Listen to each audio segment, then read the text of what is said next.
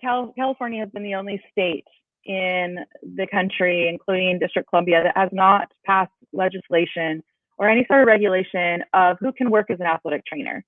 So, Leslie, you can come to California and apply for a job at a high school as an athletic trainer and been hired. You could have lost your license or credential in another state and come to California and been hired.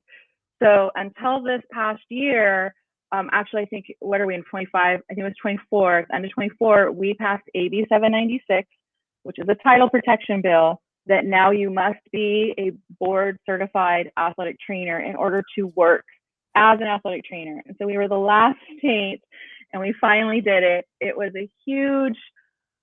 probably a huge sigh of relief and weight off of the shoulders of all of the athletic trainers that have been fighting this fight for 20 plus years, probably more like 30 years.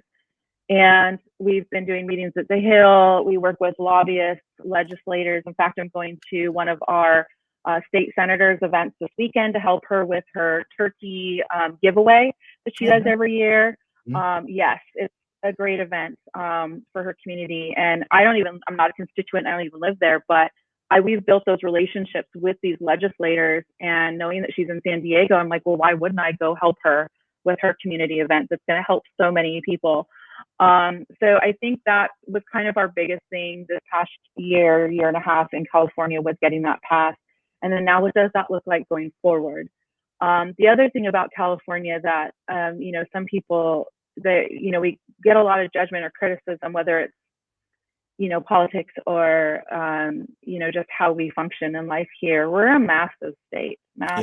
We're it's like 17 hours north to south, the type of, you have very, very, very rural and mountainous to desert, beach, all of the things. You have, mountains too, like, and coastal desert. So it's a very unique, large state. And so to get something like this passed, it was an undertaking.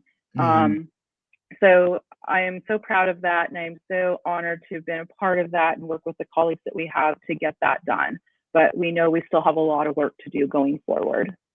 Yeah, I'm surprised that wasn't in place. My again, as just an outsider, kind of civilian looking in, I would think that would create a whole bunch of liability issues, whether that's with maybe the hospital or the medical department that's employing these athletic trainers, or the school system for that matter. Yes.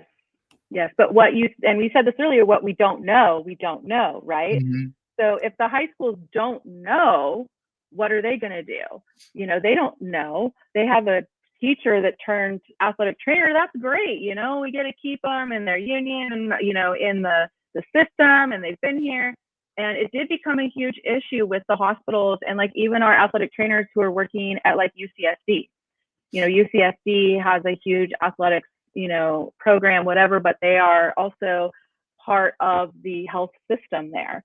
And so because they weren't licensed or certified, the same thing happened, I believe, at Davis and a few other universities.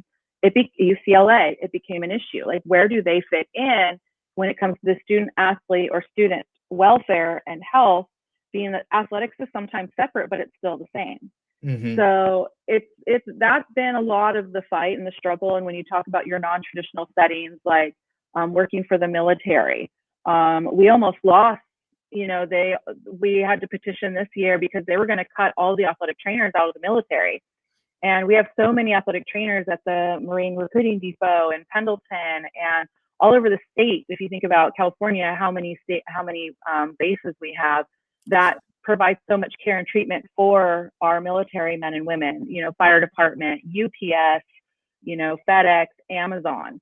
We have athletic trainers in those settings that help those employees stay out of the doctor's office and stay out of workman's comp. And so we're saving the system millions of dollars, on the bigger end, but we don't have that title. We don't have that license. We don't have that registration and things like that was really a battle and it was important to get. So still have a lot of work to do, but yes, it was shocking to a lot of people to hear that, especially parents.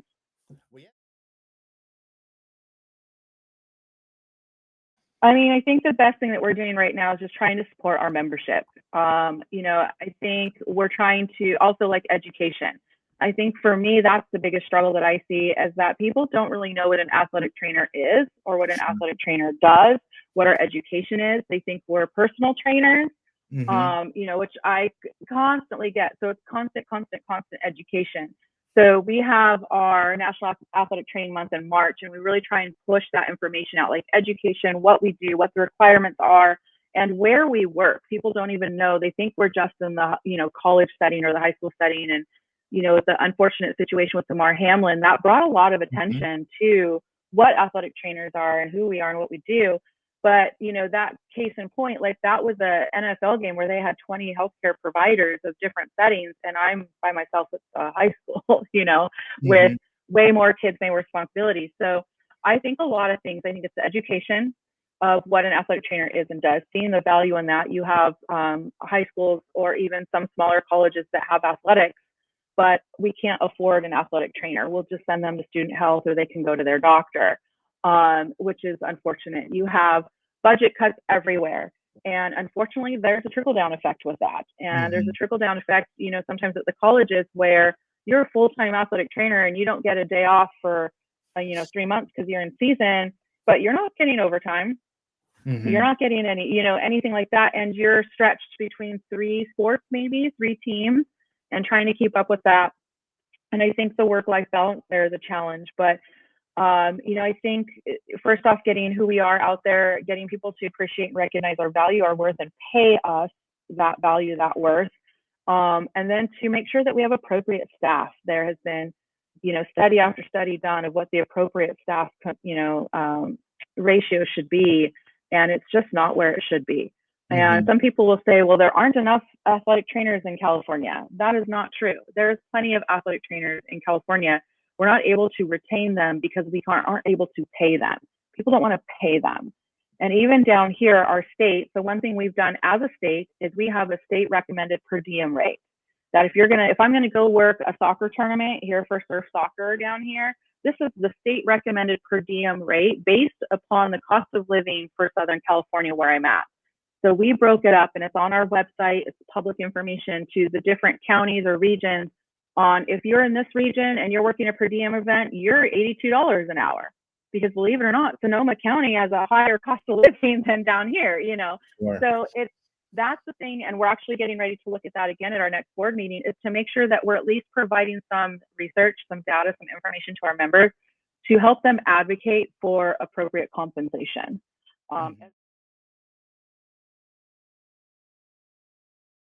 Well, first thing I want to clarify, I just want to make sure that every, new grad or young AT, young professional understands that the high school is not a stepping stone.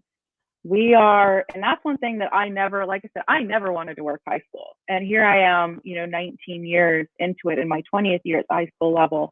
And it is an entity all its own. And going from college to the high school setting, it's vastly different. And I think for a young professional, like I said earlier, don't come in like you know it all, or you expect it all, or you had a great clinical rotation here, or we all went to great schools. We all had great, experiences, but you have to be open to that. You're now the freshman, you're the bottom of the totem pole, that you got to figure out what's going on. And now you have to make those decisions. Like even when you're in college and in your clinical settings, a lot of times you're still working with someone. You have a professor or preceptor right there with you. You come to a setting here, be prepared to be by yourself and be prepared to have to make those decisions and have the hard conversations. So many young grads cannot handle conflict. And I wish there was a way to present that more, in the education, because, when you have an angry parent yelling at you, you aren't taught how to deal with that, Sure. And not everything is textbook. Like I've had so many injuries that I'm like, that should not be what the diagnosis is, because this is what the textbook says. And that's one thing, like here, like just when you think you've seen it all, something will come up and tell you, nothing, or just what you think, you don't know. And I've had to learn so much. And is it in correlation with our last question, with overuse and working year round, working out sports year round, that it's changing how our bodies respond and adapt to injuries, and how injuries present themselves? Is it because of all these things? It's an evolution. And so it's been kind of interesting over 20 years to kind of see that happen. And I think young grads need to realize that while textbooks are great and you have a great foundation, your clinicals are a foundation, it is just that, a foundation.